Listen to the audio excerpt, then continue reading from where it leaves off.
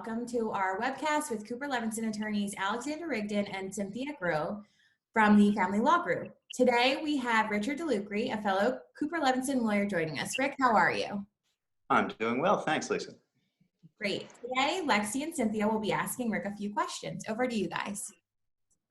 All right, thanks, Lisa. Rick, it's good to see you virtually.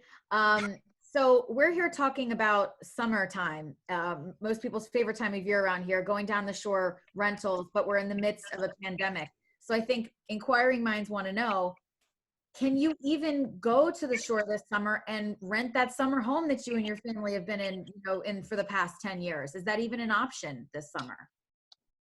An excellent question, Lexi. First, thanks for having me. It's been a lifelong dream of mine to be on the Ferry Hill Squares. We've heard that a lot. Yeah.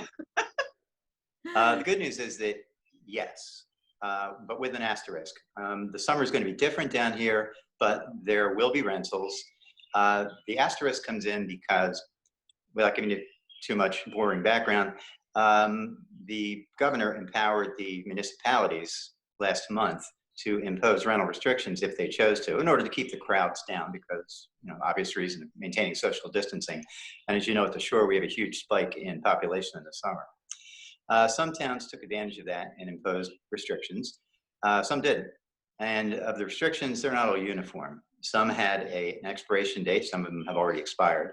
Others had limited restrictions, and still others imposed an absolute ban on any short-term rentals pending further developments. Indications from the state right now are that they want to open the shore. We certainly want to open the shore. I'm down here in Brigantine. This is our time of year. The first thing I guess you want to do if you're looking at a rental at the shore is, then you're looking at a specific town, find out what the status is in that town. See if they ever had any rental restrictions. If they did, maybe they've expired. And if they haven't expired, get the particulars and see if you can get a sense from talking to somebody in city government or somebody in the know as to when they would expect those restrictions to expire. Thank you. Thank you so much. So it's going to be different for every town, unfortunately. Yeah, unfortunately true. And I'm speaking, of course, just of New Jersey here. But yeah, up in Long Beach Island, they had, I think 4 of the 6 towns up there had restrictions, and I think they'll all expire by June 1st. Down here in Atlantic County, at least a couple of towns, my own being one of them, Brigantine, we have it open-ended. I expect that we'll be lifting it or modifying it substantially pretty soon, but it hasn't happened yet. Well, since you're already there and you're there anyway, we can all come stay with you. Well, Cynthia beat you to right? a standing invitation to crash here anytime. We have. Yes, I've already worked that out, Lexi. I already have Darn it. I'll have to pick somebody else. Yeah, as I said in Caddyshack, we have a pool and a pond. And the pond to be good for you. Well, thanks, Rick. All right, Rick. My question is there anything that landlords and tenants need to know in order to deal with the new shore rental environment? Are there any specific tips you would have for them? Or are there any, is information on our Cooper Levenson website that might give some folks some general information so that they know what to look for? And great call out to the Cooper Levenson site. Yes, we do have some information in there. We have at least a couple of blogs, which try to point landlords and tenants in the right direction to make the most informed decision in where they're going to rent and on what terms. I guess the 2 things I would point to, and this applies in a different way for each, but to both categories of landlord and tenant, and it's advice we give our clients all the time in all fields of law. Get it in writing, of course, but also know what it is. Read it in advance and understand. And specifically with respect to your rights to cancel, the consequences if you have to cancel. Are you going to be able to get a refund if, for example, and God forbid we don't want to see this happen, but we have to acknowledge it's a possibility that the restrictions that are now being lifted could be reimposed if there's a second outbreak or a second wave. And that could happen over a large area. It could happen in certain municipalities or certain regions. You don't know. So you want to always assume the worst. You have to assume the worst. So in negotiating your deal, both parties should be upfront and understand and talk it through what it is that's going to happen if a worst case scenario develops.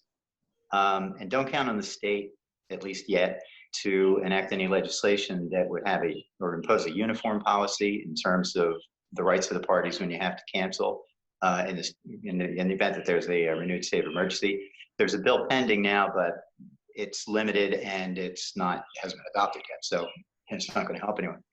The other thing I would say to that, just as a practical matter, is that the shore experience, it'll be great, but it'll be different because not everything is going to be open, and social distancing is going to be the norm down here as it is everywhere, and it has a different impact, psychologically and otherwise, I guess, when you're on vacation, and maybe the boardwalk's not the same experience exactly that you're accustomed to getting, or maybe the amusement parks aren't open yet, or they're not fully open, or there's limitations on how many people can be on at a time, and so on and so forth.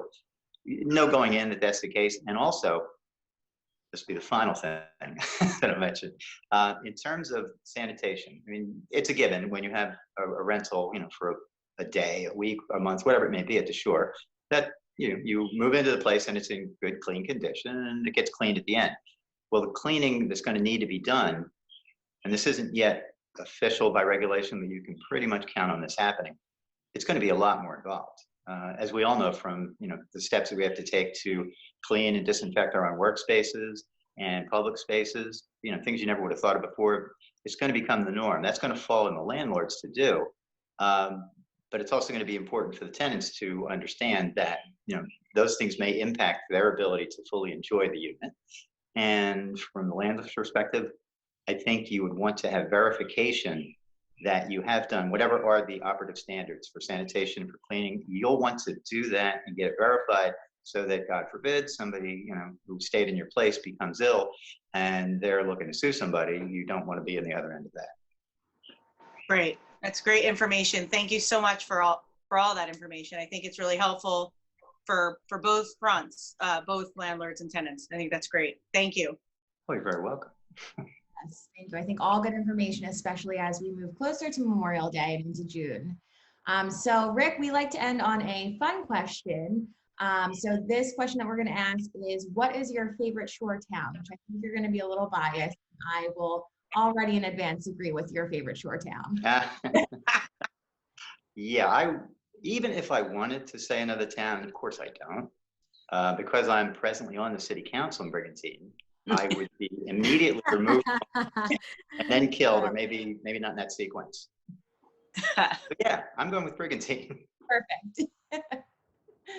Well, we know Lisa agrees with that. I would have to say, I kind of have like two answers. I think Margate is adorable. I just love the architect, like how different all the houses are, and it almost feels like a real, almost like a suburban community, not at the beach, but it's on the beach. So I think that's really cool.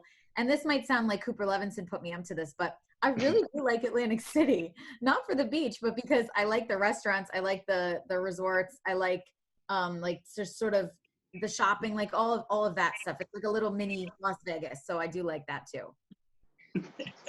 And of course, I'm originally from North Jersey, so prior to working for Cooper Levenson, I didn't know anywhere south of LBI existed.